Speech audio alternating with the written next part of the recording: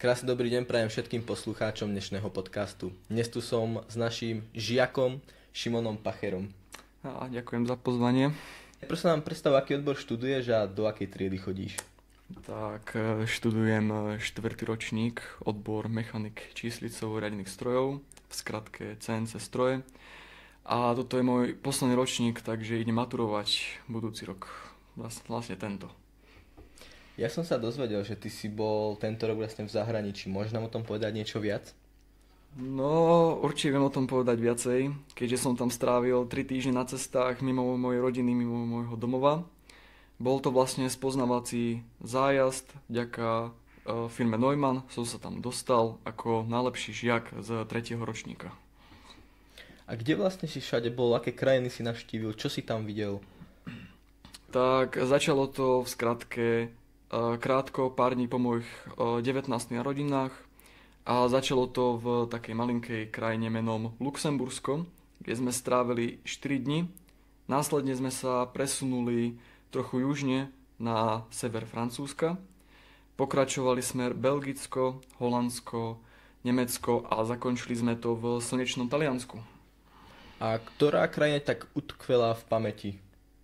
Tak jednoznačne to bude asi to Francúzsko, lebo tá architektúra, ľudia a tá príroda, všetko to je úžasné. Ešte aj počasie nám perfektne vyšlo, takže jednoznačne Francúzsko. Ty si spomínal, že si tam dostal vďaka Neumannu. Môže nám popísať celú tú cestu, ako sa dostal, nejakú prípravu, alebo ako to fungovalo? No tak, príprava tam nebola až taká. Vlastne bola to odmena za najlepšieho žiaka v 3. ročníku. A bolo to vlastne len, že boli výberové konania, kde som mal pohovory s rôznymi ľuďmi z rôznych štátov, ktoré sa ma pýtali na moju úroveň angličtiny. A celé to vlastne bolo v angličtine, okrem prakticky prvého, kedy sme sa rozprávali s českou organizáciou ich a tam som vlastne nie po slovensky hovoril, že aké sú moje pocity a veci okolo toho, čo ma čaká, koľko treba zaplatiť a cesta vlastne, ako sa rieši.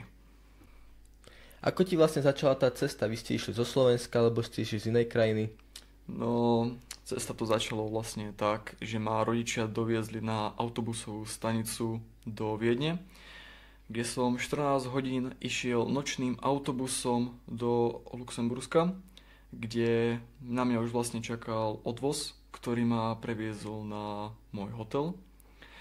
A prakticky len rodičia ma doviezol tej Viedne, čo sme prešli do stredného Slovenska. A tam som nastúpil na autobus a 14 hodín som musel počúvať Maďarov, maďarské pesničky a nedalo sa ani spať. Takže cesta bola na nezaplatenie. Aký bol tvoj prvý pocit, keď si vystúpil z toho autobusa po tej 14-hodinovej ceste s tými Maďarmi? Tak bol som v novej krajine prvýkrát, tak samozrejme fotil som si, nemám veľa spomienok. A bol som tak na kraj Luxemburska, kde ma vlastne čakal už môj odvoz. Bol to fajn chlapík, volal sa Andrew. Odviezol ma do centra Luxemburgu, do takého jedného pekného hotela, ktorý bol pod železničnou stanicou, takže tam som sa tiež veľmi nevyspal. A moje prvé pocity boli také, že pripadal som si menej ceny, lebo som tam bol jeden z dvoch, ktorí sú ešte na strednej škole. Inak všetko ostatní boli vysokoškoláci, alebo proste ľudia, ktorí študujú taký odbor, že dobrovoľne by na to nešiel asi nikto.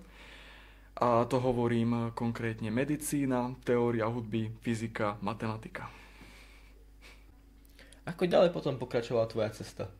No tak, cesta pokračovala, že po tých pár dňoch sme sa presunuli do Francúzska, ktoré som si hneď akože zalúbil, hlavne architektúrou a jedlom, keďže Francúzsko je známe bagetami, vínom a gastronómiou. A páčilo sa mi, že som sa dostal do jednej rodiny, ktorá bola originál Francúzi a tí mi ukázali taký ten ich tradičný život, aj študenta, ale aj ako sa žije na vidieku vo veľkomeste, tak som okúsil ich kultúru, ich jedlo a ich zvyky a tradície. Čo by som akože vypichol, tak pre nich kostol vyzerá asi nejako tak, ako Sagrada de Familia v Barcelone. Je to obrovská katedrála plná gotických vecí, baroka a je to úžasné. A tam chodia každú nedeľu. Takže vlastne z Francúzska ste potom cestovali kam ďalej? No, z Francúzska sme vlakom cestovali smerom Belgicko. A bola to fakt, že dlhá cesta, keďže každý pozná vlaky, že meškajú. A prišli sme na kraj Belgicka, kde sme boli v takom hoteli v strede lesa. To boli chatky v strede lesa a ubytovanie bolo nič moc, keďže tam pršalo, okolo nebolo čo robiť. A najbližšie mestečko bolo, že 2 kilometre od toho. Takže sme cestovali väčšinou autami do týchto vlastne regiónov a miest. Takže čo by stalo za zmienku bol vlastne Brusel. Každý vie, čo v Bruseli je, Európsky parlament. K tomu si ja ako vyjadrovať nebudem, lebo to by sme tu boli veľmi dlho. Každopádne zase architektúra bola fakt ohromujúca, dýchberúca. Videl som veľa pamiatok, čo je v UNESCO alebo čo majú históriu. A taká menšia zaujímavosť, čo by som mohol povedať, keď sme prišli do Bruselu v ten deň, tak v ten deň vlastne Ed Sheeran tam mal mať koncert v centre Bruselu, ktorý sme my nevideli, keďže sme od okolo 6.7. sme cestovali naspäť na večeru, ale vraj to bol famózny koncert v historickom centre. Vy ste potom z Bruselu ste cestovali ďalej kam? Presúvali ste sa stále len vlakom, alebo ste mali aj autobusy, lietadla po prípade, alebo ako ste cestovali? To je veľmi dobrá otázka. A z Bruselu, z Belgicka sme vlastne si pobalili akože veci a presunuli sme sa autobusom do ďalšej krajiny, čo bolo Holandsko. V Holandsku sme zase strávili v rodinách a ja som dostal veľmi dobrú rodinu, keďže muž tej rodiny bol vlastne mechanik, môj odbor, a pracoval pre jednu nemenovanú firmu, pre ktorú by som akože v budúcnosti chcel robiť. Takže sme si mali o čom pokecať, mám na ňo kontakt do budúcna a fajn chlapík, úžasné prostredie ako vždy, malinká dedinka na hraniciach s Belgickom. Počasie až tak zase nevyšlo, keďže to poznáme, že tam prší, je zima, takže myky na nohavice. Program bol vynikajúci. Čo sa mi jasne vás páčilo, že sme navštívili staré letisko a asi si hovoríte staré letisko, že akože čo je na tom také špeciálne.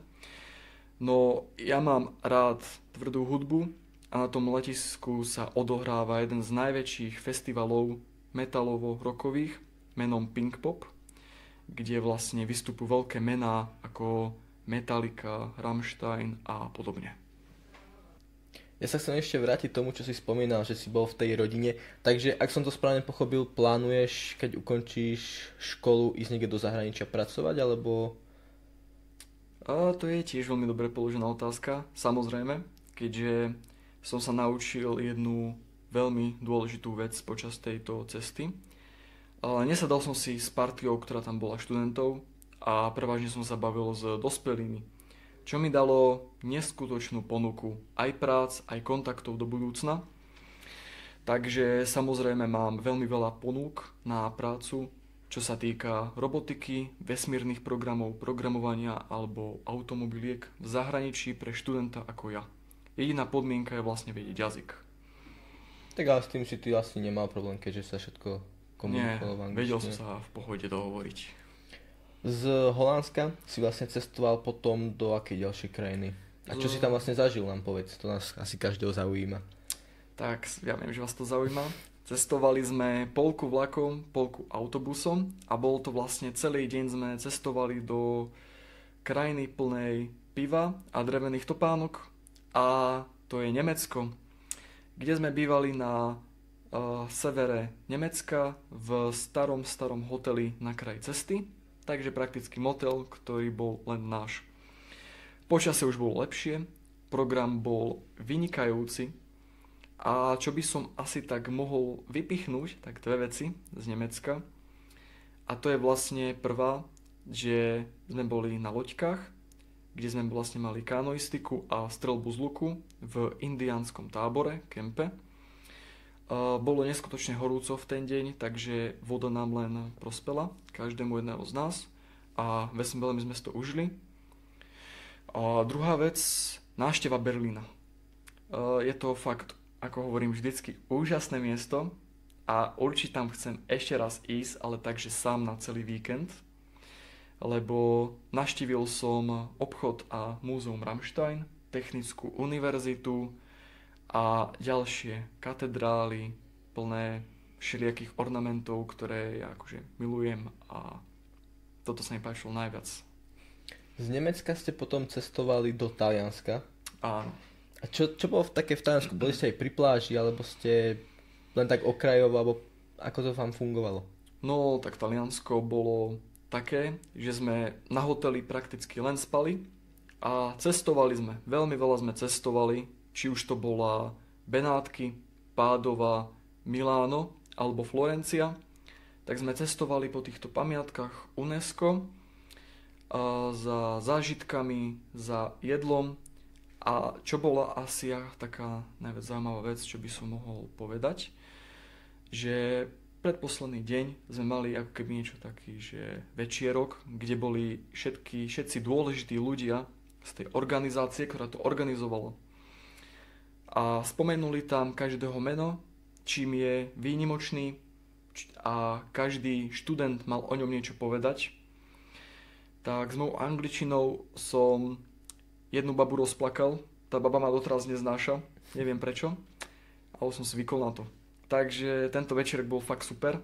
Pláže, samozrejme, boli sme na plážach aj na súkromných, ale aj na verejných, ale tam bolo veľmi veľa ľudí, takže na tých menej. Ja sa chcem ešte vrátiť k tej večeri, kde ste boli všetci z tej organizácii. Pamätáš si, čo povedali aj na teba? No tak pamätám si to veľmi dobre, keďže to bola prakticky posledná večera, tak padlo veľmi veľa krásnych slov, pri ktorých som mal chuť plakať aj ja. Napríklad, že ja jediný sa neriadím knihou, ale riadím sa vlastným akože rozumom, že robím to, čo ma škola nenaučila, ale čo ma naučil život, že jediný si to viem užívať vlastnými očami a nie cez displej mobila, že som fakt že zaujímavý človek a že som ten typ človeka, ktorý sa hodí do každého tímového projektu, že príde vždy s nejakým zaujímavým nápadom a podobne. Ako vyzeral tvoj posledný deň, keď ste už išli domov?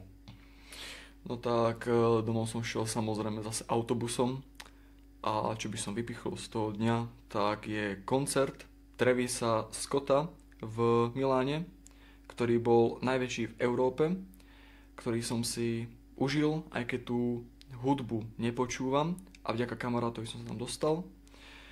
A streľba v Miláne, vďaka ktorej mi odložili autobus, to je taká tá nepríjemná spomienka, ale žiaľ budem si to pamätať, že prečo som išiel 3 hodiny neskôr na autobus a prečo mi ho potom aj zrušili. Takže to je fakt, neprajem to nikomu, je to nepríjemný zážitok, keď sa pár metrov od teba strieľa a potom tam je sanitka a polícia, to nechcem zažiť, už nikdy viac. My sme sa spolu bavili mimo kamier a spomínal si mi, že si bol po 18 rokoch prvý Slovák v tomto projekte. Áno, je to tak.